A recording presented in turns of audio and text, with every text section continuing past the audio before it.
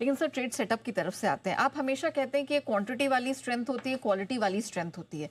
शुक्रवार आपको क्या दिखा? देखिए ना, अभी आज गिफ्ट निफ्टी 85 पॉइंट ऊपर है। सारे वेनेजुला के संकट और ये सारी चीज़ों के बावजूद 100 पॉइंट ऊपर है।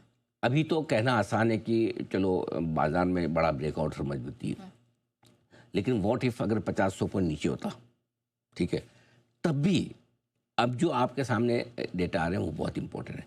क्यों शुक्रवार की तेजी बहुत दमदार और बहुत क्वालिटी और बहुत क्वांटिटी वाली। नंबर 1 सबसे बढ़िया तेजी वो होती है जो डे लो से डे हाई की यात्रा पूरी करे। निफ्टी में देखिए, जहाँ नीचे खुले, एक बार निफ्टी का चार्ट लाइए, डे लो से डे हाई पूरी तेजी स्क्रीन पर बनी है, पार्टिसिपेशन हुआ है, सबको खरीदारी बिकवाली का मौका मिला।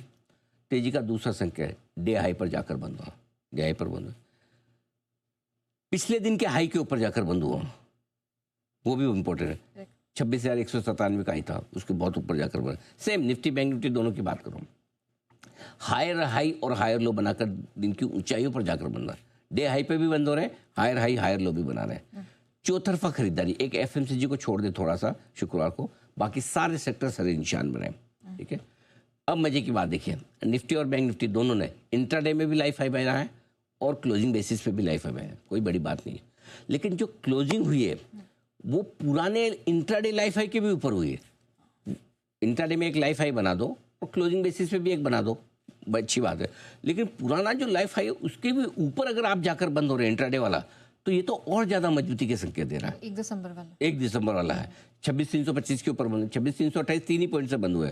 वहाँ 60,114 का हाई था, आप 60,150 पे बंद हो रहे हैं। तो पुराने लाइफ हाई, क्लोजिंग वाला लाइफ हाई तो बहुत दूर है।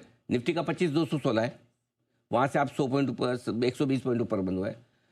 बैंक निफ्टी का 59,777 था, वहाँ से आप 350 पॉइंट ऊपर बंद हो रहे हैं। पुराने लाइफ हाई से तो बहुत ऊपर है, लेकिन पुराने इंट्राडे हाई से भी ऊपर बंद हो रहे हैं, ये बहुत अच्छा है। अब ताकत देखिए तेजी की, निफ्टी के 50 में से 40 शेयर मजबूत है, मिड कैप सेलेक्ट के 25 में से 19 शेयर पॉजिटिव रहे और स्मॉल कैप पे 100 में से 74 शेयर मजबूत रहे। ये ब्रेड थे जो बता रही कि चौतरफा खरीदारी हुई है। तो ये तो डेटा होगा आपके इंडेक्स के, जिससे आपको क्वालिटी वाली चाहिए।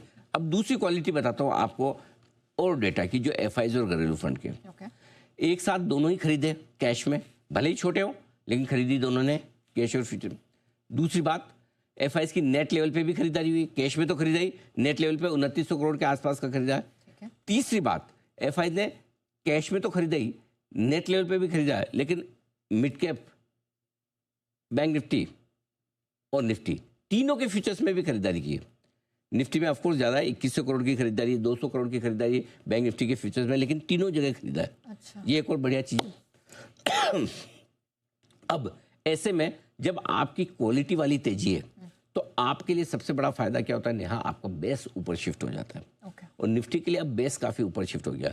अब सबसे बड़ी बात यह है, जब तक निफ्टी अपने 50 डीए में, जो अभी 25,950 के आसपास है, 25,925 के नीचे बंद ना हो तब तक चिंता की कोई बात नहीं।